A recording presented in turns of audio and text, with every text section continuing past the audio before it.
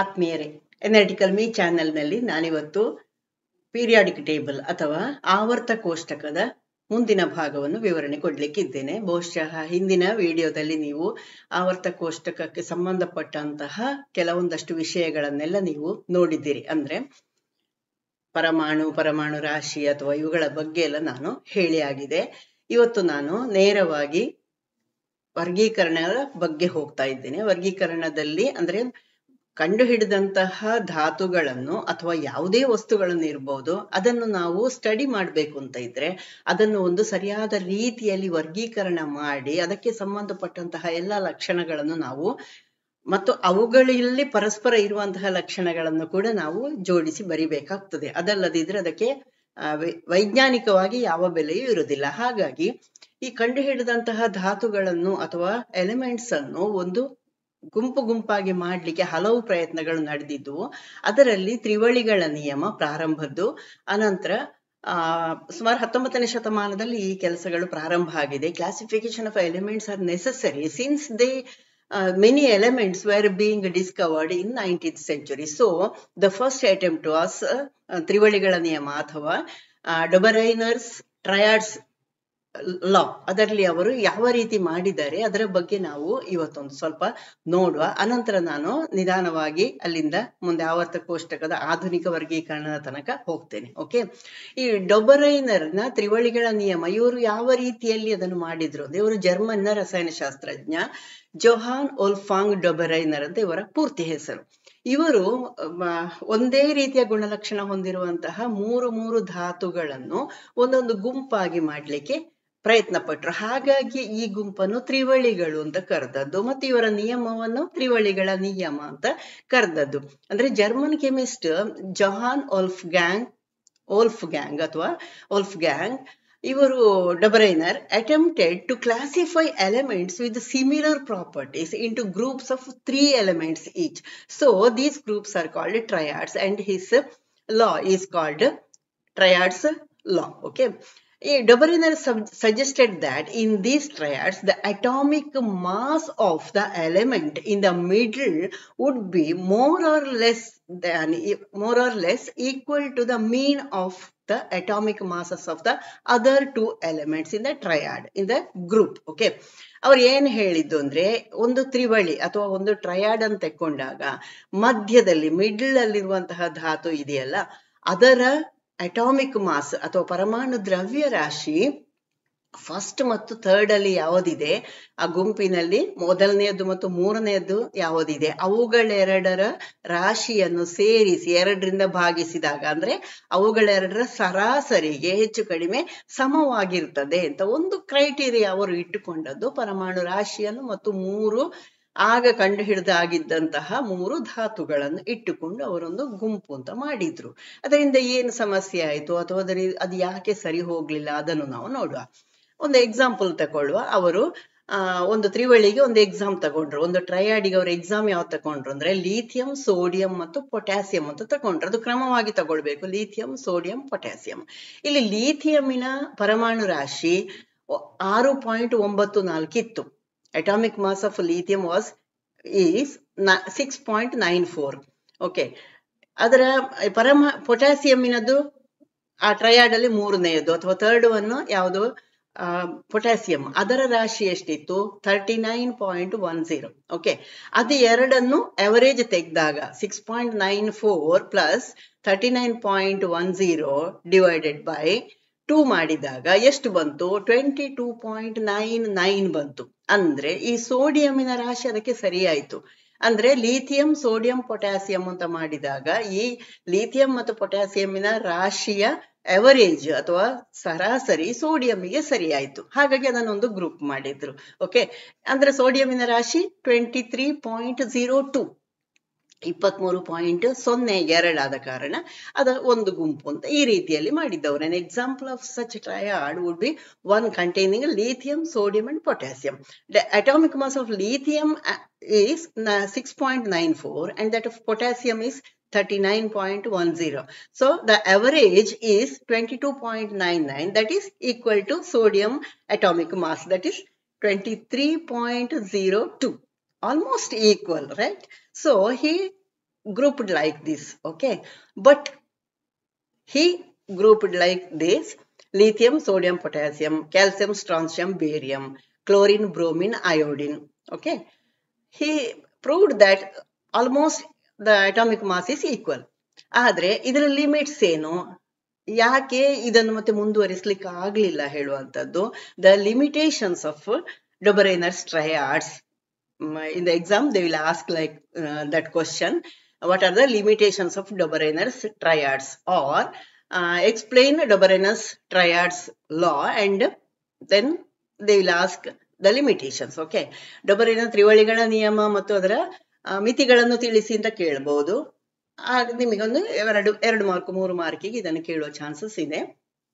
ಆಗ ನೀವು ಏನ್ ಬರಿಬೇಕು, ಆದ್ರೆ ಆ ಸಮಯದಲ್ಲಿ ಏನೇನೋ ಧಾತುಗಳನ್ನು ಕಂಡುಹಿಡಿದಾಗಿತ್ತು, ಅವುಗಳನ್ನು ಎಲ್ಲವನ್ನು ಅವರಿಗೆ ತ್ರಿವಳಿಗಳಾಗಿ ವರ್ಗೀಕರಿಸಲಿಕ್ಕೆ ಆಗ್ಲಿಲ್ಲ.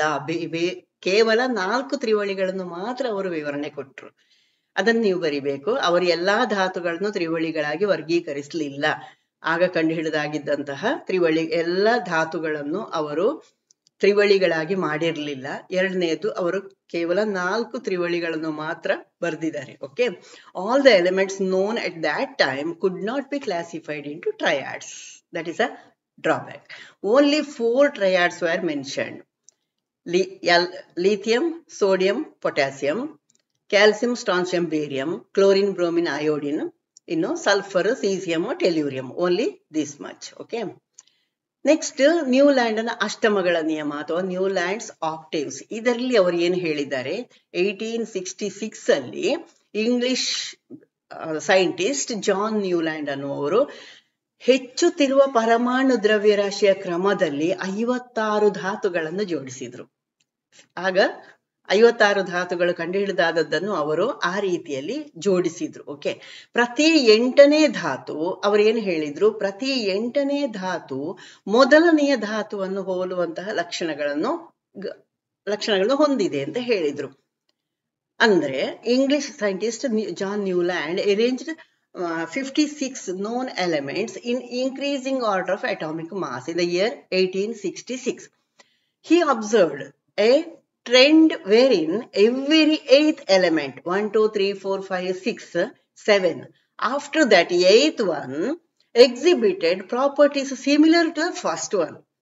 This similarity in the properties of every 8th element can be illustrated as follows. He defined one law, okay, or one example: helium, lithium, beryllium, boron, carbon, nitrogen, oxygen. Then fluorine, sodium, magnesium, aluminum, silicon, phosphorus, sulfur. After that 8th one, chlorine, potassium, calcium. Like this he arranged, okay? ಇನ್ನು Newland ಅವನಿಗೆ ಇದನ್ನು observe ಮಾಡಿದ ನಂತರ ಅವನೊಂದು ನಿಯಮ ಅಂತ ಕೊಟ್ಟ. ಅದನ್ನೇ ನಾವು ನ್ಯೂಲ್ಯಾಂಡ್ ನ ಅಷ್ಟಮಗಳ ನಿಯಮ ಅಥವಾ ಅಷ್ಟಕಗಳ ನಿಯಮ ಅಂತ ಕರೆಯುವಂಥದ್ದು. ಅಷ್ಟಮಗಳ ನಿಯಮ ಆಕ್ಚುಲಿ ಸರಿ. ಈ ಧಾತುಗಳನ್ನು ಪರಮಾಣು ದ್ರವ್ಯರಾಶಿಯ ಹೆಚ್ಚುತ್ತಿರುವ ಏರಿಕೆಯ ಕ್ರಮದಲ್ಲಿ ಅಥವಾ ಆರೋಹಣ ಕ್ರಮದಲ್ಲಿ ಜೋಡಿಸಿದಾಗ ಅವುಗಳ ನಡುವೆ 7 ಧಾತುಗಳ ಮಧ್ಯಂತರವನ್ನು ಹೊಂದಿರುವ 2 ಧಾತುಗಳ ಗುಣಲಕ್ಷಣಗಳಲ್ಲಿನ ಆವರ್ತಕತೆಯು ಒಂದೇ ಆಗಿರ್ತದೆ ಅಂತ ಹೇಳಿದ. ನೀವು ನಿಯಮ ಬರೆಯುವಾಗ ಈ ರೀತಿ ಬರಿಬೇಕು: ಧಾತುಗಳನ್ನು ಪರಮಾಣು ದ್ರವ್ಯರಾಶಿಯ ಆರೋಹಣ ಕ್ರಮದಲ್ಲಿ ಜೋಡಿಸಿದಾಗ ಅವುಗಳ ನಡುವೆ 7 ಧಾತುಗಳ ಮಧ್ಯಂತರವನ್ನು ಹೊಂದಿರುವಂತಹ 2 ಧಾತುಗಳ ಗುಣಲಕ್ಷಣಗಳಲ್ಲಿನ ಆವರ್ತಕತೆಯು ಒಂದೇ ಆಗಿರ್ತದೆ. ಅಂದ್ರೆ ಫಸ್ಟ್ ಒನ್ ಮತ್ತು 8th ಒನ್, 1ನೇಯದ್ದು ಮತ್ತು 8ನೇಯದ್ದರ ಲಕ್ಷಣಗಳು ಒಂದೇ ಆಗಿರ್ತದೆ. ಲೈನ್ ಅಲ್ಲಿ ಅದನ್ನು ಜೋಡಿಸುವಾಗ 1ನೇಯದ್ದು 8ನೇಯದ್ದು, ನೆಕ್ಸ್ಟ್ 8, 9, 10, 11, 12 ಮಾಡಿ ಅಲ್ಲಿಂದ 8ನೇಯದಕ್ಕೆ ಹೋಗುವಾಗ ಅದರ ಲಕ್ಷಣಗಳು ಒಂದೇ ಆಗಿರ್ತದೆ ಅಂತ ಅವನು ವಿವರಣೆಯನ್ನು ಕೊಟ್ಟದ್ದು, okay? Newlands law of octaves ಕೇಳ್ತಾರೆ. It states that when the elements are arranged in increasing order of atomic mass, the periodicity in properties of 2 elements which have an interval of 7 elements, ಅದು ನೆನ್ಪಿಟ್ಕೊಳ್ಳಿ, 7 elements, in between them would be similar. First one and the 8th one is having almost similar properties ಅಂತ ಅವನು ವಿವರಣೆ ಕೊಟ್ಟದ್ದು. 1 ಮತ್ತು 8ನೇಯದ್ದು ಸುಮಾರಾಗಿ ಹೋಲಿಕೆ ಹೊಂದಿರ್ತದೆ ಅಂತ. ಆದ್ರೆ ಇದಕ್ಕೂ ಲಿಮಿಟೇಷನ್ಸ್ ಇದೆ. ಯಾಕೆ? ನ್ಯೂಲ್ಯಾಂಡ್ನ ಅಷ್ಟಮಗಳ ನಿಯಮದ ಮೂಲಕ ವರ್ಗೀಕರಣವನ್ನು ಕ್ಯಾಲ್ಸಿಯಂನವರೆಗೆ ಮಾತ್ರ ಮಾಡಿದ್ದಾರೆ. It was only up to that the classification of elements was done via Newlands octaves is ಕ್ಯಾಲ್ಸಿಯಂನವರೆಗೆ ಮಾತ್ರ ಅವರು ಮಾಡಿದ್ರು. ಇನ್ನೊಂದು ಅಂದ್ರೆ ವಿಶೇಷ ಅಥವಾ ಲಿಮಿಟೇಷನ್ ತುಂಬಾ ಅದು ತೆಗಿಲೇಬೇಕಾಗಿತ್ತು. ಏನನ್ನ, ಇವರು ಉದಾತ್ತ ಅನಿಲ ಅಥವಾ ನೋಬಲ್ ಗ್ಯಾಸಸ್ ಇದೆಯಲ್ಲ, helium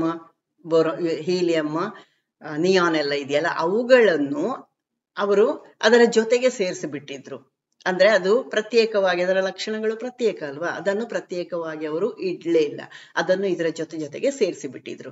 the discovery of noble gases added to the limitations of this method since they could not be included in this arrangement without disturbing it completely. ಅವರಿಗೆ ಅದನ್ನು ಸೇರಿಸುವಂತಹ ವಿಧ ಗೊತ್ತಾಗ್ಲಿಲ್ಲ ಅಥವಾ ಸರಿ ಹೋಗ್ಲಿಲ್ಲ ಅದು. ಓಕೆ, ಅನಂತರ ಆವರ್ತ ಕೋಷ್ಟಕವನ್ನು ಮಂಡಿಸಿದವರು ಮೆಂಡೆಲಿವ್. ಇವರು ರಷ್ಯಾದವರು. ಅವರ ಪೂರ್ತಿ ಹೆಸರು ಡಿಮಿಟ್ರಿ ಇವಾನೋವಿಚ್ ಮೆಂಡೆಲಿವ್. ಕಂಪ್ಲೀಟ್ ಹೆಸರು ಅವರದ್ದು ಡಿಮಿಟ್ರಿ ಇವಾನೋವಿಚ್ ಮೆಂಡೆಲಿವ್. ಇವರು 1869ರಲ್ಲಿ ತಮ್ಮ ಆವರ್ತ ಕೋಷ್ಟಕವನ್ನು ಇಟ್ರು. ಇವರು ಏನ್ ಹೇಳಿದ್ರು ಅಂದ್ರೆ, ಭೌತಿಕ ಮತ್ತು ಅವರು ಸ್ಟಡಿ ಮಾಡಿದ್ದಾರೆ, ತುಂಬಾ ಸ್ಟಡಿ ಮಾಡಿದ ನಂತರ ಭೌತಿಕ ಮತ್ತು ರಾಸಾಯನಿಕ ಎರಡೂ ಧಾತುಗಳ, ಈ ಧಾತುಗಳ ಭೌತಿಕ ಮತ್ತು ರಾಸಾಯನಿಕ ಅಂದ್ರೆ ಫಿಸಿಕಲ್ ಮತ್ತು ಕೆಮಿಕಲ್ ಪ್ರಾಪರ್ಟೀಸ್ ಎಲ್ಲವೂ ಒಂದು ನಿರ್ದಿಷ್ಟವಾಗಿ ಧಾತುಗಳ ಪರಮಾಣು ದ್ರವ್ಯರಾಶಿಗೆ ಸಂಬಂಧಿಸಿವೆ ಅಂತ ಅವರು ಯೋಚಿಸಿದ್ರು. ಯಾಕಂದ್ರೆ ಅವರು ಅದನ್ನು ಆರ್ಡರ್ ಪ್ರಕಾರ ಜೋಡಿಸುವಾಗ, ಅಂದ್ರೆ ಪರಮಾಣು ರಾಶಿಯ ಅಂದ್ರೆ ಅವರು ಕಂಡು ಹಿಡಿಯುವಂತಹ, ಅವರು ಈ ಆವರ್ತ ಕೋಷ್ಟಕ ಅಥವಾ ಪೀರಿಯಾಡಿಕ್ ಟೇಬಲ್ ಬಗ್ಗೆ ವಿವರಣೆ ಕೊಡುವಾಗ ಈ 63 ಧಾತುಗಳನ್ನು ಕಂಡು ಹಿಡಿದಾಗಿತ್ತು. 63 elements were discovered at that time. Okay, so he arranged in the increasing order of atomic mass.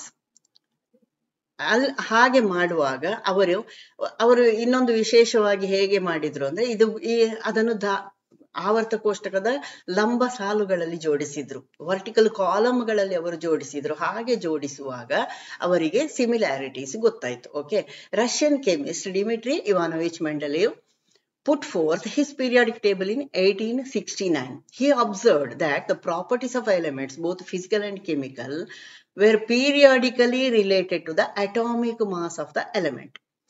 At that time, 63 elements were known. So he arranged the elements such that elements with the similar properties fell in the same vertical columns of the periodic table. ಅವರು ಆವರ್ತ ಕೋಷ್ಟಕ ಅಂತಲೇ ಒಂದು ಮಾಡಿದ್ರು. ಅದರಲ್ಲಿ vertical ಕಾಲಮ್ಗಳಲ್ಲಿ ಅಥವಾ ಲಂಬ ಸಾಲುಗಳಲ್ಲಿ ಅವರು ಒಂದೇ ರೀತಿಯ ಗುಣಲಕ್ಷಣ ಬರುವಂತದ್ದನ್ನು ಜೋಡಿಸಿದ್ರು ಮತ್ತು 63 ಧಾತುಗಳನ್ನು ಜೋಡಿಸಿದ್ರು. ಮತ್ತು ಅವುಗಳ ಮಧ್ಯದಲ್ಲಿ ಜಾಗಗಳನ್ನು ಬಿಟ್ರು, ಯಾವುದು ಲಕ್ಷಣ ಸರಿ ಹೊಂದಲಿಲ್ಲ ಅವುಗಳನ್ನು ಬಿಟ್ಟರು ಅವರು, ಅಲ್ಲಿ ಖಾಲಿ ಅವಕಾಶಗಳನ್ನು ಕೊಟ್ರು. ಇದು ಒಂದು ದೊಡ್ಡ ಪ್ಲಸ್ ಪಾಯಿಂಟ್. ಓಕೆ, ಇಲ್ಲಿ ಇವರು ರೋಮನ್ ಸಂಖ್ಯೆಯಲ್ಲಿ 1, 2, 3 ಅಂತ ಕೊಟ್ಟಿದ್ದಾರೆ ಸಂಖ್ಯೆಯನ್ನು. 8 ಕಂಬ ಸಾಲುಗಳನ್ನು ಮಾಡಿದ್ದಾರೆ, 6 ಅಡ್ಡ ಸಾಲುಗಳನ್ನು ಮಾಡಿದ್ದಾರೆ. ಇಲ್ಲಿ ಉದಾಹರಣೆಗೆ ಅದನ್ನು ಕೊಟ್ಟಿದ್ದೇನೆ. ಆದ್ರೆ ಏನು ಅಂದ್ರೆ ಯಾವ ರೀತಿಯಲ್ಲಿ ಅವ್ರು ಮಾಡಿದ್ದಾರೆ ಇದನ್ನು ಕೇಳ್ತಾರೆ. ಮೆಂಡೆಲಿವ್ನ ಆವರ್ತ ಕೋಷ್ಟಕದ ಲಕ್ಷಣಗಳನ್ನು ತಿಳಿಸಿ ಅಂತ ಕೇಳ್ಬಹುದು. Right, the properties are the main points of important points of periodic table of Mendeleev ಅಂತ ಕೇಳಬಹುದು. ಅಂತ ಸಂದರ್ಭದಲ್ಲಿ ನೀವು ಈ ವಿಷಯಗಳನ್ನು ಬರಿಬೇಕು. ಯಾವುದು? ಆವರ್ತಗಳು, ಪೀರಿಯಡ್ಸ್ ಅಂತ ಕರೆಯಲ್ಪಡುವಂತಹ 7 ಅಡ್ಡ ಸಾಲುಗಳು ಮತ್ತು ಕಂಬ ಸಾಲುಗಳು, 8 ಕಂಬ ಸಾಲುಗಳಲ್ಲಿ ಇವರು ಅಥವಾ ಲಂಬ ಸಾಲುಗಳಲ್ಲಿ ಇವರು ಜೋಡಿಸಿದ್ರು. ಇದರಲ್ಲಿ ಅವರು ಹೋಲಿಕೆಯ ಆಧಾರದಲ್ಲಿ ಅವರು ಎ ಮತ್ತು ಬಿ ಉಪಗುಂಪುಗಳಾಗಿ ಅವುಗಳನ್ನು ವಿಂಗಡಿಸಿದ್ರು ಅನ್ನೋದನ್ನು ನೀವು ಬರಿಬೇಕು. ದ ಎಲಿಮೆಂಟ್ಸ್ ವೇರ್, ಇನ್ನೂ ಇದೆ, elements were arranged into 7 horizontal rows known as periods and 8 vertical columns known as groups. ಇದು ಫಸ್ಟ್ ಮಾಡಿದ್ಯಾರು? Mendeleev. Okay, these 8 groups were labeled by Roman numbers and subdivided into groups A and B based on their similarities. ಇದೆಲ್ಲ ಅವರೊಂದು ಕೊಟ್ಟಂತಹ ಒಂದು basic ಅಂಶಗಳಾಗಿದೆ, ತುಂಬಾ fundamental ಆದಂತಹ ವಿಷಯಗಳನ್ನ ಅವರು ಕೊಟ್ಟಿದ್ದಾರೆ. ಹಾಗಾಗಿಯೇ ಮುಂದೆ ಆಧುನಿಕ ಆವರ್ತ ಕೋಷ್ಟಕ, ಮಾಡರ್ನ್ ಪೀರಿಯಾಡಿಕ್ ಟೇಬಲ್ ಮಾಡ್ಲಿಕ್ಕೆ this is a foundation. Okay, ಈ ಧಾತುಗಳ ಅವರೊಂದು ನಿಯಮವನ್ನು ಕೊಟ್ಟರು. ಮೆಂಡೆಲಿವ್ನ ಆವರ್ತಕ ನಿಯಮವನ್ನು ಬರೆಯಿರಿ ಅಂತ ಕ್ವಶನ್ ಕೇಳಬಹುದು. ಮೆನ್ಷನ್ ಮೆಂಡೆಲಿವ್ಸ್ ಪೀರಿಯಾಡಿಕ್ ಲಾ, ಓಕೆ, ಪೀರಿಯಾಡಿಕ್ ಟೇಬಲ್ ಲಾ ಅಥವಾ ಈ ರೀತಿ ಕೇಳ್ಬೋದು. ಧಾತುಗಳ ಭೌತಿಕ ಮತ್ತು ರಾಸಾಯನಿಕ ಗುಣಲಕ್ಷಣಗಳು ಅವುಗಳ ಪರಮಾಣು ತೂಕ ಅಥವಾ ಪರಮಾಣು ದ್ರವ್ಯ ರಾಶಿಯ ಆವರ್ತಕ ಕ್ರಿಯೆಯಾಗಿದೆ ಅಂತ ಅವರು ಕೊಟ್ಟದ್ದು. ಪರಮಾಣು ರಾಶಿಯ ಆವರ್ತಕ ಕ್ರಿಯೆಯಾಗಿದೆ ಅಂತ ಅವರು ಕೊಟ್ಟದ್ದು. Properties of elements are a periodic function of their atomic weights ಅಂತ ಕೊಟ್ಟದ್ದು Mendeleev. Okay, this statement forms the basis of Mendeleev's periodic table. What is the basis of Mendeleev's periodic table ಅಂತ ಕೇಳಿದ್ರೆ ಇದನ್ನು ಬರಿಬೇಕು ನೀವು. ಇನ್ನು ಇದರ ಇಂಪಾರ್ಟೆಂಟ್ ಪಾಯಿಂಟ್ಸ್ ಬೇರೆದಿದೆ ಅಂತ ಹೇಳಿದ್ನಲ್ಲ, ಇದನ್ನು ಸ್ವಲ್ಪ ಗಮನ ಇಟ್ಟು ನೋಡಿ. ನಾವು ಅನಂತರ ಆಧುನಿಕ ಆವರ್ತ ಕೋಷ್ಟಕ ಮಾಡರ್ನ್ ಪೀರಿಯಾಡಿಕ್ ಟೇಬಲ್ ಅನ್ನು ನೋಡುವಾಗ ನೀವು ಇದನ್ನು ಕಂಪೇರ್ ಮಾಡ್ಕೊಳ್ಬೇಕು. ಓಕೆ, ನಾನು ಹೇಳ್ತೇನೆ. ಆವರ್ತ ಕೋಷ್ಟಕ, ಮೆಂಡಲಿಯನ್ ಆವರ್ತ ಕೋಷ್ಟಕದ ಪ್ರಮುಖ ಅಂಶಗಳನ್ನು ತಿಳಿಸಿ ಅಂತ ಕೇಳ್ಬೋದು, ಅಥವಾ important elements of periodic table of ಮೆಂಡಲಿವ್ ಅಂತ ಕೇಳ್ಬೋದು ನಿಮ್ಮ ಹತ್ರ ಕ್ವಶನ್. ಆಗ ನಾನು ಈಗ ಹೇಳ್ತಾ ಇರುವಂತದ್ದನ್ನು 1 by 1 ಬರೀತಾ ಹೋಗ್ಬೇಕು. ಒಂದನೇದಾಗಿ, ಧಾತುಗಳನ್ನು ಪೀರಿಯಡ್ಸ್ ಅಥವಾ ಆವರ್ತಗಳು ಅಂತ ಕರೆಯಲ್ಪಡುವ 7 ಅಡ್ಡ ಸಾಲುಗಳು ಮತ್ತು ಗುಂಪುಗಳು ಅಂತ ಕರೆಯಲ್ಪಡುವಂತಹ ಅಥವಾ ವರ್ಗ ಅಂತ ಕರೆಯಲ್ಪಡುವಂತಹ 8 ಲಂಬ ಕಾಲಂಗಳಲ್ಲಿ ಜೋಡಿಸಲಾಗಿದೆ ಅಥವಾ ಲಂಬ ಸಾಲುಗಳಲ್ಲಿ ಜೋಡಿಸಲಾಗಿದೆ. The elements were arranged into 7 horizontal rows known as periods and 8 vertical columns known as groups. First one.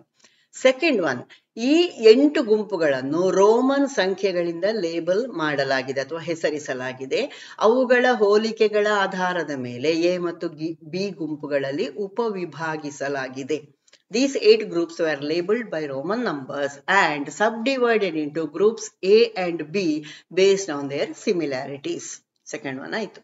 Third one, ಗುಂಪು 8 ಅಂದ್ರೆ 8ನೇ ಗುಂಪಿನಲ್ಲಿ ತ್ರಿಕೋನಗಳಲ್ಲಿ ಜೋಡಿಸಲಾದ 9 ಧಾತುಗಳನ್ನು ಒಳಗೊಂಡಿದೆ. Group 8 consists of 9 elements arranged in triads. ಅಂದ್ರೆ 3 ಗುಂಪು, ತ್ರಿವಳಿಗಳು.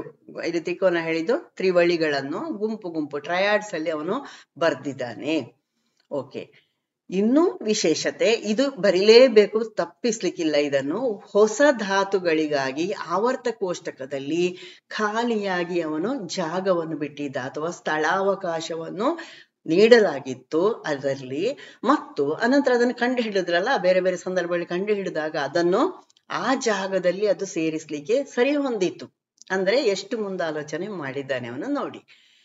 There were many gaps left blank on the periodic table of Mendeleev for new elements which were later discovered and placed there. This is a very important point. Okay, ಮುಖ್ಯ ಆವರ್ತ ಕೋಷ್ಟಕಕ್ಕೆ ತೊಂದರೆ ಆಗದಂತೆ ಅವರು ಉದಾತ್ತ ಅನಿಲಗಳನ್ನ, ನಾನು ಹೇಳಿದ್ನಲ್ಲ ಪ್ರತ್ಯೇಕವಾಗಿ ಇಟ್ಟಿದ್ರು ಅಂತ, ಉದಾತ್ತ ಅನಿಲಗಳು ಅಥವಾ ಯಾವುದು ನೋಬಲ್ ಗ್ಯಾಸಸ್ ಇದೆಯಲ್ಲ ಅದನ್ನು ಶೂನ್ಯ ಗುಂಪು ಅಂತ ಅದನ್ನೊಂದು ಪ್ರತ್ಯೇಕ ಗುಂಪಿನಲ್ಲಿ ಅವರು ಇಟ್ಟಿದ್ರು. ಶೂನ್ಯ ಗುಂಪು ಅಥವಾ 0 ಗ್ರೂಪ್ ಅಂತ. ಯಾಕಂದ್ರೆ ಅವುಗಳು ಇತರ ಧಾತುಗಳ ಹಾಗೆ ರಾಸಾಯನಿಕವಾಗಿ ವರ್ತಿಸುವುದಿಲ್ಲ ಹೇಳುವಂಥದ್ದು. ಅವುಗಳು ಆಕ್ಟಿವ್ ಆಗಿಲ್ಲ. ಆಗ ಅದರ ಬಗ್ಗೆ ಹೆಚ್ಚು ಅಧ್ಯಯನ ಮಾಡಿ ಆಗಿರ್ಲಿಲ್ಲ ನೋಬಲ್ ಗ್ಯಾಸಸ್ ಬಗ್ಗೆ.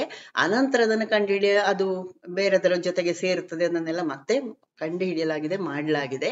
ಆದ್ರೆ ಆ ಸಂದರ್ಭದಲ್ಲಿ ಮೆಂಡಲೀವ್ ಬರೀತಾ ಇರುವಾಗ it was not invented. Okay, so ಅವರೇನ್ ಮಾಡಿದ್ರು, he separated group called 0 group noble gases ಅನ್ನು ಅಲ್ಲಿ ಸೆಪರೇಟ್ ಆಗಿ ಇಟ್ರು without disturbing the main periodic table. This is also very important one.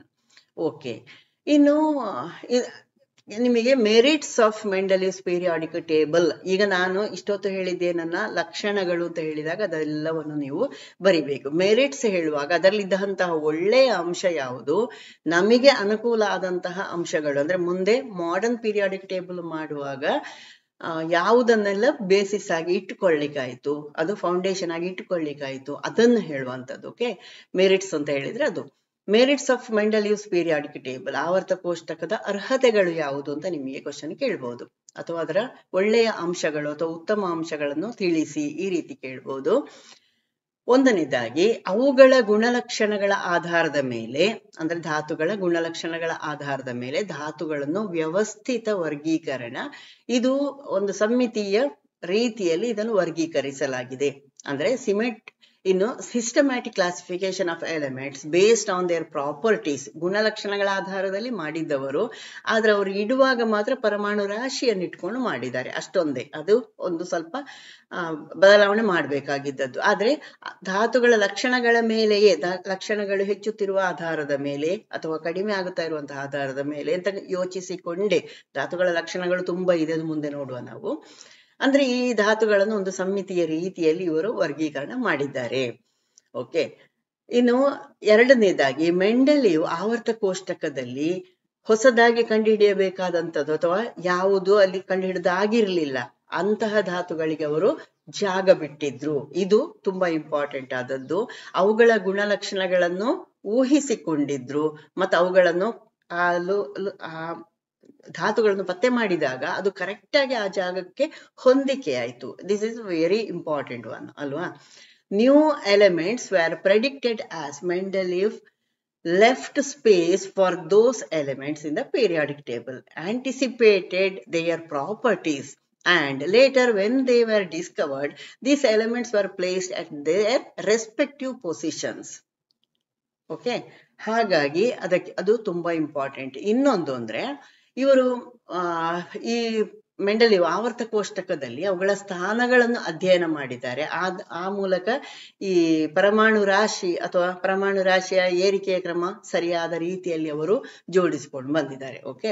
ಮೆಂಡೆಲಿವ್ corrected the atomic masses of elements by studying their positions in the periodic table. It is an important achievement of periodic table, Mendeleev's periodic table. ಅವರು ಅದರ ನಿರ್ದಿಷ್ಟ ಸ್ಥಾನಗಳು ಅಂದ್ರೆ ಏರಿಕೆ ಕ್ರಮದಲ್ಲಿ ಬರೆಯುವಾಗ ಯಾವುದು ಕಂಡು ಹಿಡಿದಾಗ್ಲಿಲ್ಲ ಅದಕ್ಕೆ ಜಾಗ ಬಿಟ್ಟಿದ್ರು, ಯಾವುದನ್ನು ಕಂಡು ಹಿಡಿದಾಗಿದೆ ಅದನ್ನು ಪ್ರಾಪರ್ ಆಗಿದೆ ಲಕ್ಷಣಗಳ ಏರಿಕೆ ಕ್ರಮದಲ್ಲೇ ಮಾಡಿದ್ದಾರೆ. ಇದರಿಂದ ಬೆನಿಫಿಟ್ ಆಗಿದೆ. ಎಷ್ಟು ಬೆನಿಫಿಟ್ ಆಗಿದೆ ಅಂದ್ರೆ, ಆ ಕಂಡು ಹಿಡಿದ ಕೂಡಲೇ ಅದಕ್ಕೆ ಅದರ ಲಕ್ಷಣಗಳನ್ನು ಸ್ಟಡಿ ಮಾಡಿತ್ತು, ಆ ಪ್ಲೇಸ್ ಅಲ್ಲಿ ಅದನ್ನು ಇಟ್ಟಿತ್ತು. ಎಷ್ಟು ಈಸಿ ಮಾಡಿದ್ದಾರೆ ನೋಡಿ ಅಲ್ವಾ. ಹಾಗಾದ್ರೆ ಈ ಆಧುನಿಕ ಆವರ್ತ ಕೋಷ್ಟಕ ಮತ್ತು ಮೆಂಡೆಲಿವ್ನ ಆವರ್ತ ಕೋಷ್ಟಕಗಳ ನಡುವಿನ ವ್ಯತ್ಯಾಸವನ್ನು ಪಟ್ಟಿ ಮಾಡಿ ಅಂತ ಕೇಳ್ಬಹುದು ನಿಮಗೆ. ಇದು SSLC ವಿದ್ಯಾರ್ಥಿಗಳಿಗೆ ಕೂಡ ಈ ಪ್ರಶ್ನೆಯನ್ನು ಕೇಳಬಹುದು. ಹಾಗಾಗಿ ನಾನು ಇಲ್ಲಿ ಒಂದು ಪಟ್ಟಿ ಮಾಡಿ ಕೊಟ್ಟಿದ್ದೇನೆ. ಇಲ್ಲಿ ಫಸ್ಟ್ ಕಾಲಮ್ ಅಲ್ಲಿ ಮೆಂಡೆಲಿವ್ನ ಆವರ್ತ ಕೋಷ್ಟಕ ಅಂತ ಬರೆದಿದೆ. ಎರಡನೇ ಅಂದ್ರೆ ಇನ್ನೊಂದು ಕಾಲಮ್ ಅಲ್ಲಿ ಆಧುನಿಕ ಆವರ್ತ ಕೋಷ್ಟಕ ಅಥವಾ ಮಾಡರ್ನ್ ಪೀರಿಯಾಡಿಕ್ ಟೇಬಲ್ ಅಂತ ಬರೆದಿದೆ. ಮೆಂಡೆಲಿವ್ನ ಆವರ್ತ ಕೋಷ್ಟಕದಲ್ಲಿ ಫಸ್ಟ್ ನೀವೇನು ಬರೀಬೇಕು, ಇದು ಇವುಗಳ ಪರಮಾಣು ದ್ರವ್ಯರಾಶಿಯ ಆಧಾರದ ಮೇಲೆ ಧಾತುಗಳ ಜೋಡಣೆಯನ್ನು ಆಧರಿಸಿದೆ. ಆಧುನಿಕ ಆವರ್ತ ಕೋಷ್ಟಕದಲ್ಲಿ ಪರಮಾಣು ಸಂಖ್ಯೆಗಳ ಆಧಾರದ ಮೇಲೆ ಧಾತುಗಳನ್ನು ಜೋಡಣೆ ಮಾಡಲಾಗಿದೆ. ಅಂದ್ರೆ ಮೆಂಡೆಲಿವ್ನ ಆವರ್ತ ಕೋಷ್ಟಕದಲ್ಲಿ ಏನು ಬರೀಬೇಕಾದ್ರೆ, it is based on the arrangement of elements based on their atomic masses. Modern periodic table ಅಲ್ಲಿ it is based on the arrangement of elements based on their atomic numbers. Okay. ಇನ್ನು ಎರಡನೇದಾಗಿ ಹೈಡ್ರೋಜನ್ ಬಗ್ಗೆ ಈ ಮೆಂಡೆಲಿವ್ನ ಆವರ್ತ ಕೋಷ್ಟಕದಲ್ಲಿ ಯಾವುದೇ ಒಂದು ನಿರ್ದಿಷ್ಟ ಸ್ಥಾನವನ್ನು ಕೊಟ್ಟಿರಲಿಲ್ಲ. Okay. No definite position of hydrogen was given in Mendeleev's periodic table. ಆದ್ರೆ ಮಾಡರ್ನ್ ಪೀರಿಯಾಡಿಕ್ ಟೇಬಲ್ ಅಲ್ಲಿ hydrogen is placed at the top of the periodic table. ಆವರ್ತ ಕೋಷ್ಟಕದ ಮೇಲ್ಭಾಗದಲ್ಲಿ ಹೈಡ್ರೋಜನ್ ಅನ್ನು ಇಡಲಾಗಿದೆ. ಇನ್ನೊಂದು ವಿಷಯ ಅಂದ್ರೆ, ನೀವು ಈ ವ್ಯತ್ಯಾಸಗಳನ್ನು ಬರೆಯುವಾಗ ನೀವು ಈ ಫಸ್ಟ್ ಮೆಂಡೆಲಿವ್ನ ಆವರ್ತ ಕೋಷ್ಟಕದಲ್ಲಿ ಯಾವ ವಿಷಯಕ್ಕೆ ಬರ್ದಿದ್ದೀರಿ ಅದೇ ವಿಷಯಕ್ಕೆ ಸಂಬಂಧಪಟ್ಟು ಅಲ್ಲಿ ಆಧುನಿಕ ಆವರ್ತ ಕೋಷ್ಟಕದ ನಿಯಮಲ್ಲಿ ಬರೀಬೇಕು. ನೀವು ಇಲ್ಲಿ ಕೆಳಗೆ ಏನೋ ಒಂದು ಬರ್ಕೊಂಡು ಹೋಗುದು, ಅಲ್ಲಿಯೂ ವ್ಯತ್ಯಾಸವನ್ನೇ ಬರೆಯೋದು, ಬಟ್ ಆರ್ಡರ್ ವ್ಯತ್ಯಾಸ ಮಾಡಿದ್ರೆ. ಫಾರ್ ಎಕ್ಸಾಂಪಲ್, ನಾನು ಎರಡನೆಯದು ಹೈಡ್ರೋಜನ್ ನ ಪ್ಲೇಸ್ಮೆಂಟ್ ಬಗ್ಗೆ ಹೇಳಿದಲ್ಲ, ನೀವು ಬರಿತಾ ಹೋಗುವಾಗ ಅದನ್ನು ಫಸ್ಟಿಗೆ ಬರೆದು ಇಲ್ಲಿ ಕೆಳಗಡೆಗೆ ಬರೆದು ನಿಮ್ಮ ಅಂಕಗಳು ಹೋಗ್ತದೆ. ಹಾಗೆ ಮಾಡಬೇಡಿ. ನೀವು ವ್ಯತ್ಯಾಸ ಬರೆಯುವಾಗ ಒಂದು ಕಾಲಮ್ ಅಲ್ಲಿ ಏನು ಬರೆದಿದ್ದೀರಿ ಅದಕ್ಕೆ ಸಂಬಂಧಪಟ್ಟ ವ್ಯತ್ಯಾಸವನ್ನೇ ಇನ್ನೊಂದು ಕಾಲಮ್ ಅಲ್ಲಿ ಅದರ ಎದುರುಗಡೆಗೆ ಬರಿಬೇಕು. ನೆನ್ಪಿಟ್ಕೊಳ್ಳಿ ಇದನ್ನು. ಇನ್ನೊಂದು ವ್ಯತ್ಯಾಸ ಏನಂದ್ರೆ, ಮೆಂಡೆಲಿವ್ನ ಆವರ್ತ ಕೋಷ್ಟಕದಲ್ಲಿ ಆಗ ಕಂಡುಹಿಡಿದಂತಹ 63 ಎಲಿಮೆಂಟ್ಸ್ ಅಥವಾ 63 ಧಾತುಗಳನ್ನು ಮಾತ್ರ ಬರೆಯಲಾಗಿದೆ. It contains only 63 elements. ಆದ್ರೆ ಆಧುನಿಕ ಆವರ್ತ ಕೋಷ್ಟಕದಲ್ಲಿ ಇಟ್ ಹ್ಯಾಸ್ 118 ಎಲಿಮೆಂಟ್ಸ್, 118 ಧಾತುಗಳನ್ನು ಕಂಡುಹಿಡಿದು ಹೆಸರಿಸಿದೆ. ಓಕೆ. ಇನ್ನು ಪತ್ತೆ ಆಗದ ಧಾತುಗಳಿಗೆ ಅವರು ಅವಕಾಶ ಕೊಟ್ಟಿದ್ರು. ಮೆಂಡೆಲಿವ್ನ ಆವರ್ತ ಕೋಷ್ಟಕದಲ್ಲಿ ಅದಕ್ಕೆ ಖಾಲಿ ಜಾಗ ಇತ್ತು. ಪತ್ತೆ ಆಗದೇ ಇದ್ದದ್ದು ಅನ್ಡಿಸ್ಕವರ್ಡ್ ಎಲಿಮೆಂಟ್ಸ್ ಗೆ ಅವರು ಗ್ಯಾಪ್ಸ್ ಕೊಟ್ಟಿದ್ರು. There were gaps for undiscovered elements. But ಆಧುನಿಕ ಆವರ್ತ ಕೋಷ್ಟಕದಲ್ಲಿ ಒಂದು ನಿರಂತರತೆ ಇದೆ. It maintains uniformity. ಎಲ್ಲ ಕಂಟಿನ್ಯೂಸ್, ಅಲ್ಲಿ ಒಂದು ನಿರ್ದಿಷ್ಟ ರೀತಿಯಲ್ಲಿ ಕಂಟಿನ್ಯೂಸ್ ಅಂದ್ರೆ ಆ ಲಂಬ ಸಾಲು ಆವರ್ತಗಳು ಎಲ್ಲ ಇದೆಯಲ್ಲ, ಅವುಗಳನ್ನೆಲ್ಲ ಒಂದು ನಿರ್ದಿಷ್ಟ ರೀತಿಯಲ್ಲಿ ಎಲ್ಲ ಗ್ಯಾಪ್ಸ್ ಫಿಲ್ ಆಗಿದೆ, ಎಲ್ಲ ಗ್ಯಾಪ್ಸ್ ಅನ್ನು ಕಂಪ್ಲೀಟ್ ಮಾಡಿ ಆಗಿದೆ. Maintains uniformity. ಓಕೆ. ಮೆಂಡೆಲಿಯನ್ ಆವರ್ತ ಕೋಷ್ಟಕದಲ್ಲಿ ಐಸೋಟೋಪ್ಗಳಿಗೆ ಅವಕಾಶ ಕೊಡ್ಲಿಲ್ಲ. There is no place for isotopes. ಐಸೋಟೋಪಿನ ಬಗ್ಗೆ ಹೆಚ್ಚಿನ ಕಲ್ಪನೆಗಳು ಅಲ್ಲಿ ಇರಲಿಲ್ಲ. ಅಂದ್ರೆ ಅದರ ಗುಣಲಕ್ಷಣಗಳ ಬಗ್ಗೆ ಅಥವಾ ಯಾವುದಿದೆ ಅದರ ಬಗ್ಗೆ ಎಲ್ಲ ಹೆಚ್ಚಿನ ಒಂದು ಮಾಹಿತಿಗಳು ಇಲ್ಲದಿದ್ದ ಕಾರಣ ಅಲ್ಲಿ ಅದಕ್ಕೆ ಒಂದು ಸ್ಥಾನ ಕೊಡ್ಲಿಕ್ಕೆ ಆಗ್ಲಿಲ್ಲ. ಓಕೆ. ಇನ್ನು ಆಧುನಿಕ ಆವರ್ತ ಕೋಷ್ಟಕದಲ್ಲಿ ಹಾಗಲ್ಲ. ಇವುಗಳು ಈ ಐಸೋಟೋಪ್ ಅಥವಾ ಸಮಸ್ಥಾನಿ ಅಂದ್ರೆ ಏನು, ಅವುಗಳ ಪರಮಾಣು ಸಂಖ್ಯೆ ಒಂದೇ ಆಗಿರ್ತದೆ, ರಾಶಿ ಮಾತ್ರ ಬೇರೆ ಬೇರೆ ಇರುದಲ್ವಾ. ಇದು ರಾಶಿಗಳ ಆಧಾರದಲ್ಲಿ ಮಾಡಿದ್ದೇ ಅಲ್ಲ, ಇದು ಪರಮಾಣು ಸಂಖ್ಯೆಯ ಆಧಾರದಲ್ಲಿ ಮಾಡಿದ್ದಲ್ವಾ. ಹಾಗಾಗಿ ಐಸೋಟೋಪ್ಗಳಿಗೆ ಒಂದೇ ನಿರ್ದಿಷ್ಟ ಜಾಗವೇ, ಅಂದ್ರೆ ಹೈಡ್ರೋಜನ್ ಇದ್ರೆ ಡ್ಯೂಟೇರಿಯಂ ಟ್ರಿಟಿಯಂ ಅದೇ ಜಾಗ. ಯಾಕಂದ್ರೆ ಧಾತುಗಳ ಲಕ್ಷಣಗಳು ಅವುಗಳ ಪರಮಾಣು ಸಂಖ್ಯೆಗೆ ಆಧಾರವಾಗಿರುವುದು, ಹೊತ್ತು ರಾಶಿಗೆ ಅಲ್ಲ ಅಂತ ಆಧುನಿಕ ಆವರ್ತ ಕೋಷ್ಟಕದಲ್ಲಿ ಇರುದು ಅಲ್ವಾ. ಹಾಗಾಗಿ isotopes are given the same place due to their same atomic number. They have different properties, but the place is given in the same place. Okay. ಮೆಂಡೆಲಿವಿನ ಆವರ್ತ ಕೋಷ್ಟಕದಲ್ಲಿ ಹಾಗಾದ್ರೆ ಲಿಮಿಟೇಷನ್ಸ್ ಯಾವುದು ತೊಂದರೆಗಳಾದದ್ದು, ಯಾವುದನ್ನು ನಾವು ತೆಗಿಬೇಕಾಗಿತ್ತು, ಸರಿಪಡಿಸಬೇಕಾಗಿತ್ತು ಅಂದ್ರೆ, ಒಂದನೇದಾಗಿ ಜಲಜನಕದ ಸ್ಥಾನ, ಅದನ್ನು ಅವರಿಗೆ ನಿರ್ಧಾರ ಮಾಡ್ಲಿಕ್ಕೆ ಆಗ್ಲಿಲ್ಲ. ಒಂದನೇದು, the position of hydrogen was yet to be determined. He was unable to locate the position of hydrogen. ಇದು first thing. He was unable to locate the position of hydrogen. First ನೀವು ಬರಿಬೇಕಾದದ್ದು, ಜಲಜನಕಕ್ಕೆ ಅವರಿಗೆ ಸ್ಥಾನವನ್ನು ಕೊಡ್ಲಿಕ್ಕೆ ಸಾಧ್ಯ ಆಗ್ಲಿಲ್ಲ. ಎರಡನೇದಾಗಿ ಐಸೋಟೋಪ್ಗಳ ಸ್ಥಾನವನ್ನು ಪಟ್ಟಿ ಮಾಡಿರಲಿಲ್ಲ ಅಥವಾ ನಿರ್ಧರಿಸಲಿಕ್ಕೆ ಆಗ್ಲಿಲ್ಲ ಅವರಿಗೆ ಎಲ್ಲಿ ಇಡಬೇಕು ಅಂತ. ಯಾಕಂದ್ರೆ ಅವುಗಳ ಪರಮಾಣು ಒಂದೇ ಸಂಖ್ಯೆಯನ್ನು ಹೊಂದಿರುವುದು, ರಾಶಿ ಬೇರೆ ಬೇರೆ ಹೊಂದಿರುವುದು. ಅವರಿಗೆ ರಾಶಿ ಬೇರೆ ಬೇರೆ ಹೊಂದಿರುವುದು ಅಂತ ಅದನ್ನು ಪ್ರತ್ಯೇಕ ಮಾಡ್ಲಿಕ್ಕೆ ಅವಕಾಶ ಆಗ್ಲಿಲ್ಲ. ಅದು ಯಾಕಂದ್ರೆ ಅವ್ರು ರಾಶಿ ಆಧಾರದಲ್ಲಿ ಮಾಡಿದಲ್ಲ, ಹಾಗಾಗಿ ಅವನಿಗೆ ಗೊಂದಲ ಇತ್ತು ಎಲ್ಲಿ ಇಡುದು ಅದನ್ನು ಅಂತ. ಓಕೆ. ಎರಡನೇದಾಗಿ ಅಂದ್ರೆ the position of isotopes was not enlisted or determined yet, since they have the same atomic number but different atomic masses. Okay. ಇನ್ನು ಲ್ಯಾಂಥನೈಡ್ ಮತ್ತು ಇಂಪಾರ್ಟೆಂಟ್ ಇನ್ನೊಂದು, ಲ್ಯಾಂಥನೈಡ್ ಮತ್ತು ಆಕ್ಟಿನೈಡ್ಗಳು ಮೆಂಡೆಲಿಯವನ ಆವರ್ತಕ ನಿಯಮವನ್ನು ಅನುಸರಿಸುವುದಿಲ್ಲ. ಅವರು ರಾಶಿಗೆ ಅನುಸಾರವಾಗಿ ಅದರ ಲಕ್ಷಣಗಳು ಅಂತೆಲ್ಲ ಹೇಳಿದ್ರಲ್ಲ, ಬಟ್ ಆ ಲ್ಯಾಂಥನೈಡ್ ಮತ್ತು ಆಕ್ಟಿನೈಡ್ಗಳು ಅವನ ನಿಯಮಕ್ಕೆ ಸರಿ ಹೊಂದುವುದಿಲ್ಲ. ಅವರು ಕೊಟ್ಟಂತಹ ಜಾಗ ಸರಿ ಇರಲಿಲ್ಲ, ಅವರು ಕಂಟಿನ್ಯೂಷನ್ ಕೊಟ್ರಲ್ಲ, ಅದು ಸರಿ ಹೊಂದಲಿಲ್ಲ ಅದಕ್ಕೆ. ಅದು ಲ್ಯಾಂಥನೈಡ್ ಮತ್ತು ಆಕ್ಟಿನೈಡ್ ಅಂದ್ರೆ ಹೇಗಿರ್ತದೆ ಅಂತ ನಾನು ಮುಂದೆ ಹೇಳ್ತೇನೆ, ಅವುಗಳ ಲಕ್ಷಣಗಳನ್ನು ಹೇಳ್ತೇನೆ, ಆಗ ಗೊತ್ತಾಗ್ತದೆ ನಿಮಗೆ. ಬಟ್ ಇದು ಇಂಪಾರ್ಟೆಂಟ್, ನೀವು ಲಿಮಿಟೇಷನ್ಸ್ ಅಥವಾ ಡಿಮೆರಿಟ್ಸ್ ಬರೆಯುವಾಗ ಇದನ್ನು ಬರೀಲೇಬೇಕು. Lanthanides and actinides do not follow Mendeleev's periodic law. Their position was anomalous. Next, ಈ ಮೆಂಡೆಲಿವಿನ ಪ್ರಕಾರ ಅವರ ನಿಯಮದ ಪ್ರಕಾರ ಅವರು ಜೋಡಣೆ ಇರ್ಬೇಕಲ್ವಾ. ಆದ್ರೆ ಅವರ ನಿಯಮದ ಪ್ರಕಾರ ಅವರು ಧಾತುಗಳನ್ನು ತಮ್ಮ ಗುಂಪುಗಳಲ್ಲಿ ಒಂದೇ ರೀತಿಯ ಗುಣಲಕ್ಷಣಗಳನ್ನು ಹೊಂದಿರ್ಬೇಕಿತ್ತು. ಆದ್ರೆ ಕೆಲವು ಗುಂಪುಗಳಲ್ಲಿ ಈ ರೀತಿ ಇರಲಿಲ್ಲ. Okay. According to Mendeleev, the elements should have similar properties in their groups, but few such subgroups contradicted the same. ಅವರ ನಿಯಮಕ್ಕೆ ಅದು ಸರಿ ಹೊಂದಿರಲಿಲ್ಲ, ಅವರು ಇಟ್ಟಂತಹ ಕೆಲವು ಧಾತುಗಳು. ಓಕೆ. ಕೆಲವು ಒಂದೇ ರೀತಿಯ ಧಾತುಗಳನ್ನು ಒಟ್ಟಿಗೆ ಇರಿಸಬೇಕಾಗಿತ್ತು, ಅದು ಇರಿಸಲಿಲ್ಲ. ಇನ್ನು ಕೆಲವಲ್ಲಿ ವಿಭಿನ್ನ ಧಾತುಗಳನ್ನು ಒಟ್ಟಿಗೆ ಜೋಡಿಸಲಾಗಿದೆ. ಓಕೆ. ಇದು ಇನ್ನೊಂದು limitation. Certain similar elements were not placed together and few dissimilar elements were paired together. ಇದು ಇನ್ನೊಂದು ಅವನ ಡಿಮೆರಿಟ್. ಓಕೆ. ಇದರ ನಂತರ ಹಾಗಾದ್ರೆ ಆಧುನಿಕ ಆವರ್ತ ಕೋಷ್ಟಕದ ರೂವಾರಿ ಯಾರು ಅಂತ ಕೇಳ್ಬೋದು. ಆವರ್ತ ಕೋಷ್ಟಕದ ಬಗ್ಗೆ ಹೆಚ್ಚಿನ ಅಧ್ಯಯನ ನಡೆಸಿದಂತವರು ಹೆನ್ರಿ ಮೋಸ್ಲೆ. ಇವರು ರುದರ್ಫರ್ಡ್ ಪ್ರೋಟಾನ್ ಅನ್ನು ಕಂಡು ಹಿಡಿದ್ರಲ್ಲ 1911ರಲ್ಲಿ. ಅನಂತರ ಇವರು ಏನ್ ಮಾಡಿದ್ರು ಗೊತ್ತಾ, ಈ ಧಾತುಗಳನ್ನೆಲ್ಲ ಎಕ್ಸ್ರೇ ಕಿರಣಗಳಿಗೆ ಒಳಪಡಿಸಿದ್ರು.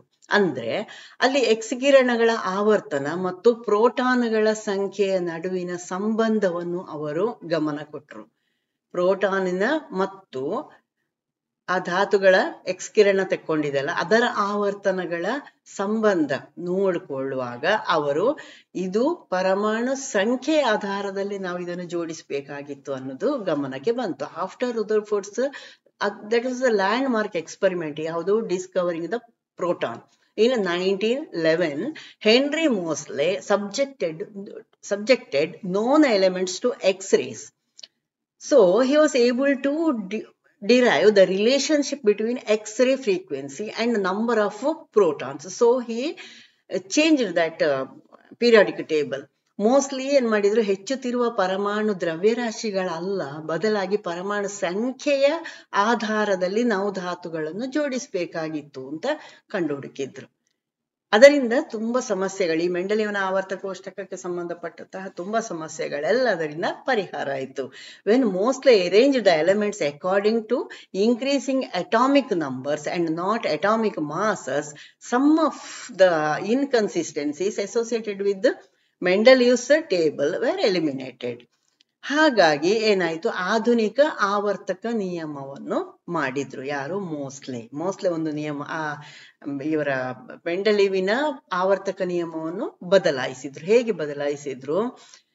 ಇಲ್ಲಿ ಅಂದ್ರೆ ಈಗಿನ ಈ ಆಧುನಿಕ ಆವರ್ತ ಕೋಷ್ಟಕ ನಿಯಮ ಹೇಗಿರ್ತದೆ, ಮಾಡರ್ನ್ ಪೀರಿಯಾಡಿಕ್ ಟೇಬಲ್ ಲಾ ಮೋಸ್ಟ್ಲೆಸ್ ಪೀರಿಯಾಡಿಕ್ ಲಾ ಆಗಿದೆ. ಓಕೆ, ಅದನ್ನ ನೆನ್ಪಿಟ್ಕೊಳ್ಬೇಕು. ಅದನ್ನು ಕೇಳ್ಬೋದು, ಆಧುನಿಕ ಆವರ್ತ ಕೋಷ್ಟಕವು ಡ್ಯಾಶ್ ನಿಯಮವನ್ನು ಆಧರಿಸಿದೆ ಅಂತ ಹೇಳ್ಬೋದು. ಆಗ ಮೋಸ್ಟ್ಲೆ ಅಂತ ನೀವು ಆನ್ಸರ್ ಬರಿಬೇಕು. ಇದನ್ನವರು ಮಾಡಿದ್ದು ಹೇಗೆ, ಯಾವುದರ ಆಧಾರದಲ್ಲಿ ಅಂತ ಕೂಡ ಕೇಳ್ತಾರೆ. ಅದಕ್ಕೆ 1919ರಲ್ಲಿ ಕೆಲವು ಲೋಹಗಳಿಂದ ನೀಡಲಾದಂತಹ ಅಥವಾ ಪಡೆಯಲಾದಂತಹ ಎಕ್ಸ್ ಕಿರಣಗಳ ತರಂಗಾಂತರವನ್ನು ಅಳೆಯುವ ಮೂಲಕ ನ್ಯೂಕ್ಲಿಯಸ್ನಲ್ಲಿರುವ ಧನಾತ್ಮಕ ಆವೇಶಗಳು ಅಂದ್ರೆ ಪ್ರೋಟಾನಿನ ಸಂಖ್ಯೆಗಳನ್ನು ಮೋಸ್ಟ್ಲೆ ನಿರ್ಧಾರ ಮಾಡಿದ. Moseley determined the number of positive charges or protons in the nucleus by measuring the wavelength of X-rays given off by certain metals in 1913.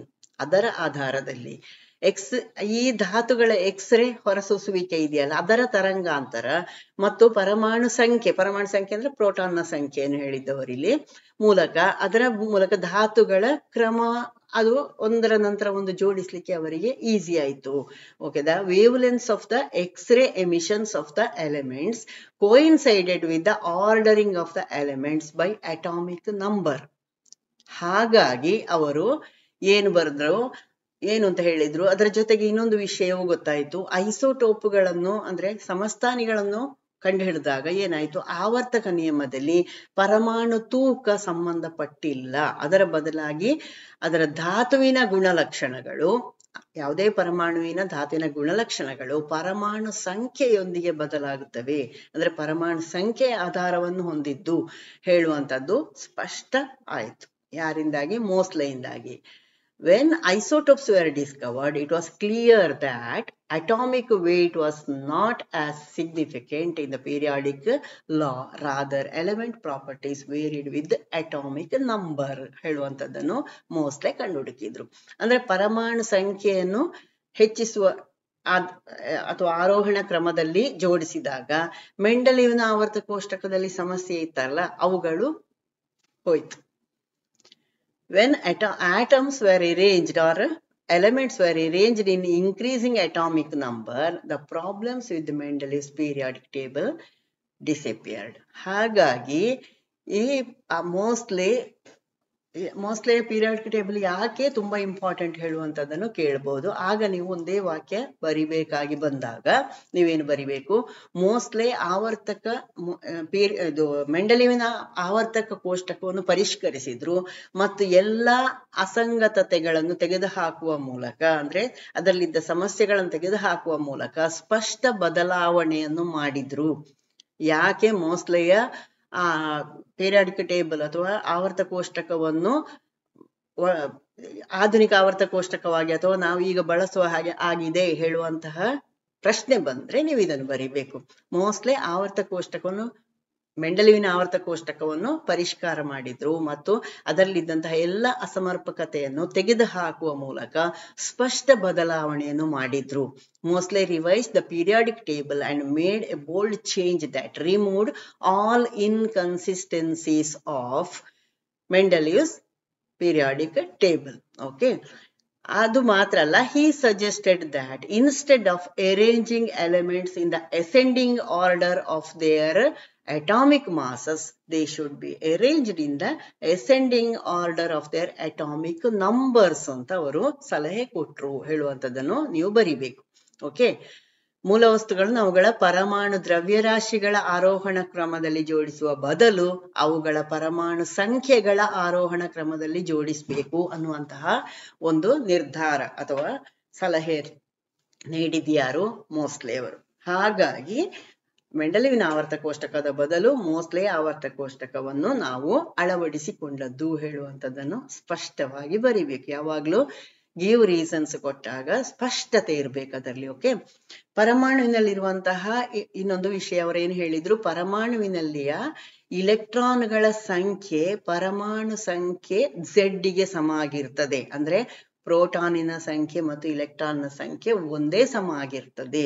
The number of electrons in an atom is equal to the atomic number Z, ಅಂದ್ರೆ equal to proton also. Okay. ಹಾಗಾಗಿ ಈ ಬದಲಾವಣೆ ಮಾಡುವ ಮೂಲಕ ಮೋಸ್ಲೆ ಧಾತುಗಳ electronic ವಿನ್ಯಾಸ, ನಾವು electronic ವಿನ್ಯಾಸ ನೋಡಿ ಬಂದಿದ್ದೇವೆ ಅಲ್ವಾ, ಇಲೆಕ್ಟ್ರಾನಿಕ್ ಸಂರಚನೆ ಅಥವಾ ಇಲೆಕ್ಟ್ರಾನ್ ವಿನ್ಯಾಸಕ್ಕೆ ಇವರು ಹೆಚ್ಚಿನ ಒತ್ತು ನೀಡಿದ್ರು. ಮತ್ತು ಭೌತಿಕ ಮತ್ತು ರಾಸಾಯನಿಕ ಗುಣಲಕ್ಷಣಗಳು ಇಲೆಕ್ಟ್ರಾನ್ಗಳ ವ್ಯವಸ್ಥೆಗಳಿಂದ ಉಂಟಾಗ್ತದೆ. ಇಲೆಕ್ಟ್ರಾನ್ಗಳ ಹಂಚುವಿಕೆ, ಎಲೆಕ್ಟ್ರಾನ್ ವಿನ್ಯಾಸದ ಆಧಾರದಲ್ಲಿ ಬದಲಾವಣೆಗಳು ಇರ್ತದೆ ಹೇಳುವಂಥದ್ದನ್ನು ಅವರು ವಿವರಣೆ ಕೊಟ್ರು. Thus, by making these changes, Mosley put the emphasis on electronic configuration. He emphasized the electronic configuration of the elements. Also, we must remember that all physical and chemical properties come about because of the arrangement of electrons ಅನ್ನೋದನ್ನು he Mosley described. ಆಯ್ತಾ. ಇನ್ನು ಆವರ್ತಕ ನಿಯಮದ ಒಂದು ಆಧುನಿಕ, ಅವನು ಒಂದು ಇಷ್ಟೆಲ್ಲ ಕೊಟ್ಟ ನಂತರ ಅವನು ಒಂದು ನಿಯಮವನ್ನು ಕೊಡಬೇಕು, ಮೋಸ್ಲೆಯ ನಿಯಮ, ಅಥವಾ ಅದನ್ನೇ ನಾವು ಮಾಡರ್ನ್ ಸ್ಟೇಟ್ಮೆಂಟ್ ಆಫ್ ಪೀರಿಯಾಡಿಕ್ ಲಾ ಅಂತ ಹೇಳುವಂಥದ್ದು, ಅಥವಾ ಆಧುನಿಕ ಆವರ್ತಕ ನಿಯಮ ಅಂತ ಹೇಳುವಂಥದ್ದು. ಇದು ಏನು ಹೇಳ್ತದೆ, ಇವರೇನು ವಿವರಣೆ ಕೊಟ್ರು, ಮೂಲ ವಸ್ತುಗಳ ಲಕ್ಷಣಗಳು ಅವುಗಳ ಪರಮಾಣು ಸಂಖ್ಯೆಗಳ ಆವರ್ತಕ ಕ್ರಿಯೆಯಾಗಿದೆ. ಮೆಂಡಲೀವ್ ಹೇಳಿದ್ದು ಪರಮಾಣು ರಾಶಿಗಳ ಅಂತ, ಆದ್ರೆ ಇಲ್ಲಿ ಪರಮಾಣು ಸಂಖ್ಯೆಗಳ ಅಂತ ನೀವು ಬರಿಬೇಕು. ನೀವು ಸಾಮಾನ್ಯವಾಗಿ SLC ಮಕ್ಕಳದ್ದು ಒಂದು ಪ್ರಾಬ್ಲಮ್ ಇದೆ, ಅವರು ಇದನ್ನು ಉಲ್ಟಾ ಮಾಡಿ ಬರೆಯೋದು. ಅಲ್ಲಿ ಮೆಂಡಲಿವಿನ ಆವರ್ತಕ ನಿಯಮ ಮತ್ತು ಮೋಸ್ಲೆಯ ನಿಯಮ ಅಥವಾ ಆಧುನಿಕ ಆವರ್ತಕ ನಿಯಮವನ್ನು ಬರೆಯಿರಿ ಅಥವಾ ವ್ಯತ್ಯಾಸ ಬರೀರಿ, ಈ ತರದಲ್ಲಿ ಪ್ರಶ್ನೆ ಕೇಳ್ತಾರೆ. ಬರೀ ನಿಯಮವನ್ನ ಮಾತ್ರ ಆಗ ಬರೀಲಿಕ್ಕಿರೋದು. ಆಗ ಫಸ್ಟ್ ನೀವು ಮೆಂಡಲಿವನ ಆವರ್ತಕ ನಿಯಮದಲ್ಲಿ ಮೂಲ ವಸ್ತುಗಳ ಗುಣಲಕ್ಷಣಗಳು ಅವುಗಳ ಪರಮಾಣು ರಾಶಿಗಳ ಆವರ್ತಕ ಕ್ರಿಯೆಯಾಗಿದೆ ಅಂತ ಬರಿಬೇಕು. ಆಧುನಿಕ ಆವರ್ತಕದಲ್ಲಿ ಮೂಲ ವಸ್ತುಗಳ ಲಕ್ಷಣಗಳು ಅವುಗಳ ಪರಮಾಣು ಸಂಖ್ಯೆಗಳ ಆವರ್ತಕ ಕ್ರಿಯೆ ಅಂತ ಬರಿಬೇಕು. ಅಷ್ಟೇ ವ್ಯತ್ಯಾಸ. ಓಕೆ, ನೆನ್ಪಿಟ್ಕೊಳ್ಳಿ. ಯಾವಾಗ್ಲೂ ಆಚೆಗೀಚೆ ಉಲ್ಟಾ ಮಾಡಿ ಮಾರ್ಕ್ ಕಳ್ಕೊಳ್ಳೋದು, ಗಡಿಬಿಡಿ ಮಾಡೋದು. The modern statement of the periodic law is that the properties of elements are the periodic function of their atomic numbers. In Mendeleev's periodic table or law, it is the periodic function of their atomic masses anta ನೀವು ಬರಿಬೇಕು. Okay, ಇನ್ನು ಈ ಆಧುನಿಕ ಆವರ್ತ ಕೋಷ್ಟಕದಲ್ಲಿ ಒಂದು ಸಣ್ಣ ಒಂದು ವಿವರಣೆ ಕೊಡ್ತೇನೆ ನಾನಿಲ್ಲಿ. ಒಂದೇ ರೀತಿ ಇಲೆಕ್ಟ್ರಾನ್ ವಿನ್ಯಾಸವನ್ನು ಹೊಂದಿರುವಂತಹ ಪರಮಾಣುಗಳನ್ನು ಒಂದೇ ಕಾಲಮಿನಲ್ಲಿ ಅಥವಾ ಒಂದೇ ವರ್ಗದಲ್ಲಿ ಇಡಲಾಗಿದೆ. In the modern periodic table, atoms with the similar electronic configuration, ಅಲ್ಲಿ ಕವಚಗಳ ಸಂಖ್ಯೆ ವ್ಯತ್ಯಾಸ ಇರಬಹುದು, ಹೆಚ್ಚು ಕಡಿಮೆ ಹೆಚ್ಚಿರ್ತದೆ, ಆದ್ರೆ ಅತ್ಯಂತ ಹೊರಗಿನ ಇಲೆಕ್ಟ್ರಾನ್ಗಳು ಎಷ್ಟಿದೆ ಅದರ ಆಧಾರದಲ್ಲಿ ಒಂದೇ ಕಾಲಮ್ ಅಲ್ಲಿ electronic configurations are placed in the same column and these columns are called groups. ನೆನ್ಪಿಟ್ಕೊಳ್ಳಿ, ಮುಂದೆ ಬರ್ತದೆ ಪುನಃ ಇದು. ಈ ಆವರ್ತಗಳು ಅಥವಾ ಪೀರಿಯಡ್ಸ್ ಇದೆಯಲ್ಲ, ಇದು ಮೂಲ ವಸ್ತುಗಳ ವೇಲೆನ್ಸಿ ಇಲೆಕ್ಟ್ರಾನ್ಗಳಲ್ಲಿ ಹೆಚ್ಚಳವನ್ನು ತೋರಿಸ್ತಾ ಹೋಗ್ತದೆ. ಎಲಿಮೆಂಟ್ಸ್ ಅಕ್ರಾಸ್ ಇನ್ ಪೀರಿಯಡ್ ಅಂದ್ರೆ left to right, it shows integral increase in the valence electrons. ಅಂದ್ರೆ ಒಂದನೇ ಕಾಲಮ್ ಅಲ್ಲಿ ನಾವು ಎಸ್ ಅಲ್ಲಿ ಒಂದಿದೆ ಅಂತ ಇದ್ರೆ, ಎರಡನೇ ಕಾಲಮಿನಲ್ಲಿ ಅಂದ್ರೆ ಆವರ್ತದಲ್ಲಿ ಅಡ್ಡ ಆಯ್ತು, ಎಡದಿಂದ ಬಲಕ್ಕೆ ಆಯ್ತು, ಅಂತ ಸಂದರ್ಭದಲ್ಲಿ ಅಲ್ಲಿ ಎರಡು ಅಂದ್ರೆ ಸಂಯೋಗ ಶಕ್ತಿ ಅಥವಾ ಅದರ ಇಲೆಕ್ಟ್ರಾನ್ ವಿನ್ಯಾಸದಲ್ಲಿ ಆ ಹೊರಗಿನ ಸಂಖ್ಯೆಯಲ್ಲಿ ಹೆಚ್ಚುತ್ತಾ ಹೋಗ್ತದೆ ಅಂತ. ಅದು ಮುಂದೆ ನಾವು ಆಧುನಿಕ ಆವರ್ತ ಕೋಷ್ಟಕವನ್ನು ತುಂಬಾ ಡೀಟೇಲ್ ಆಗಿ ನೋಡ್ಲಿಕ್ಕಿದೆ, ಆಗ ಅದನ್ನು ವಿವರಣೆ ಕೊಡ್ತೇನೆ ನಾನು. ಓಕೆ, ಒಂದು ಈಗ ಉದಾಹರಣೆಗೆ ಕ್ಷಾರಧಾತುಗಳು ಈ ತರ ಎಲ್ಲ ಬೇರೆ ಬೇರೆ ಗುಂಪಿನಲ್ಲಿ ಅಲ್ಲಿ ಜೋಡಿಸಲಾಗಿದೆ, ಅವುಗಳ ಲಕ್ಷಣಗಳಿಗೆ ಅನುಸಾರವಾಗಿ ಅದನ್ನು ಜೋಡಿಸಲಾಗಿದೆ. ಓಕೆ, ನೆಕ್ಸ್ಟ್ ನೀವು ಆಧುನಿಕ ಆವರ್ತ ಕೋಷ್ಟಕ ಎಲ್ಲಾ ಧಾತುಗಳನ್ನು ಅಚ್ಚುಕಟ್ಟಾಗಿ ಪ್ರತಿನಿಧಿಸ್ತದೆ. ಅಂದ್ರೆ it's very neat representation of all the elements. ಯಾವುದು ಮಾಡರ್ನ್ ಪೀರಿಯಾಡಿಕ್ ಟೇಬಲ್ ಅಲ್ಲಿ very neat representation of all elements ಕಾಣಿಸ್ತಾ ಇದೆ ನಿಮಗೆ. Okay, the elements in period shows increase in the last electronic configuration. ಇದರಲ್ಲಿ ಈ ಧಾತುಗಳ ಗುಣಲಕ್ಷಣಗಳು ಅಂದ್ರೆ ಈ ಚಾರ್ಟ್ ಓದ್ಲಿಕ್ಕೂ ತುಂಬಾ ಸುಲಭ ಇದೆ ಮತ್ತು ವ್ಯವಸ್ಥೆ ಕೂಡ ತುಂಬಾ ಸ್ಪಷ್ಟವಾಗಿರ್ತದೆ. ಮತ್ತು ನಿಮಗೆ ಕೆಲವು ಧಾತುಗಳ ಗುಣಲಕ್ಷಣ ಗೊತ್ತಿದೆ ಅಂತ ಆದ್ರೆ ಅವುಗಳಿಗೆ ಹತ್ರ ಇರುವಂತದ್ದು ಅಥವಾ ಅದಕ್ಕಿಂತ ಮೊದಲಿನದ್ದು ಮತ್ತು ಲಂಬ ಸಾಲಿನಲ್ಲಿ ಮೇಲಿನದ್ದು ಮತ್ತು ಕೆಳಗಿನದ್ದು ಅಥವಾ ಎಡಬದಿಯದ್ದು ಬಲಬದಿಯದರ ಲಕ್ಷಣವನ್ನು ನೀವು ಊಹಿಸಿಕೊಂಡು ಬರೀಬಹುದು. ಉದಾಹರಣೆಗೆ ಫ್ಲೋರಿನ್ ಅಂತ ಇದೆ, ಅದರ ಆಚೆಗೊಂದು ಈಚೆಗೊಂದು ಇದೆ, ಅದರ ಲಕ್ಷಣಗಳನ್ನು ನೀವು ಊಹಿಸಬಹುದು. ಕೆಳಗೊಂದಿದೆ ಕ್ಲೋರಿನ್ ಇದೆ, ಅದರ ಲಕ್ಷಣವನ್ನು ನೀವು ಊಹಿಸಿಕೊಳ್ಬಹುದು. ಓಕೆ, ಅಷ್ಟು ನೀಟಾಗಿ ಜೋಡಿಸಲಾಗಿದೆ ಯಾವುದಲ್ಲಿ ಆಧುನಿಕ ಆವರ್ತ ಕೋಷ್ಟಕದಲ್ಲಿ. Okay, the modern period table is very neat representation of all elements. ನೆನ್ಪಿಟ್ಕೊಳ್ಳಿ, the chart is very easy to read and arrangement is so accurate that if you know properties of some elements, you will be able to make a close guess of other elements close to them. It's very easy. Okay, ಹಾಗಾಗಿ ಈ ಮೋಸ್ಲೆಯ periodic table ಈ ಮೆಂಡಲಿವಿನ ಆವರ್ತ ಕೋಷ್ಟಕದಲ್ಲಿರುವಂತಹ ಎಲ್ಲ ವೈಪರೀತ್ಯಗಳನ್ನು ಅಥವಾ ಎಲ್ಲ ಅಸಮರ್ಪಕತೆಯನ್ನು ತೆಗೆದುಹಾಕಿತ್ತು. ಹಾಗಾಗಿ ಹೊಸ ಆಧುನಿಕ ಆವರ್ತ ಕೋಷ್ಟಕವನ್ನು ಅಂದ್ರೆ ಮೋಸ್ಲೆಯ ಆವರ್ತಕ ಕೋಷ್ಟಕ ಹೇಗಿದೆ ಅದನ್ನು ನಾವು ಮುಂದಿನ ವಿಡಿಯೋದಲ್ಲಿ ನೋಡುವ. The table Moseley's table also eliminated anomalies in Mendeleev's periodic table of elements. So let us see how is modern periodic table in detail in the next video. Okay, ನಿಮಗೆ ಖಂಡಿತ ವಿಡಿಯೋ ಲೈಕ್ ಆಗ್ತದೆ, ಅದನ್ನು ಫ್ರೆಂಡ್ಸಿಗೂ share ಮಾಡಿ, ಒಂದು like button ಒತ್ತಿ. ಆಗ ನನಗೆ ಮುಂದಿನ ವಿಡಿಯೋಗಳನ್ನು ಕೂಡ ಬೇಗನೆ ನಿಮಗೆ ಕೊಡ್ಲಿಕ್ಕೆ ಸುಲಭ ಆಗ್ತದೆ ಅಥವಾ ಒಂದು ಮೋಟಿವೇಶನ್ ಇರ್ತದೆ. Okay, all the best. ಎಲ್ಲ ಎಕ್ಸಾಮ್ಗಳಲ್ಲಿ ಚೆನ್ನಾಗಿ ಬರೀರಿ. Thank you.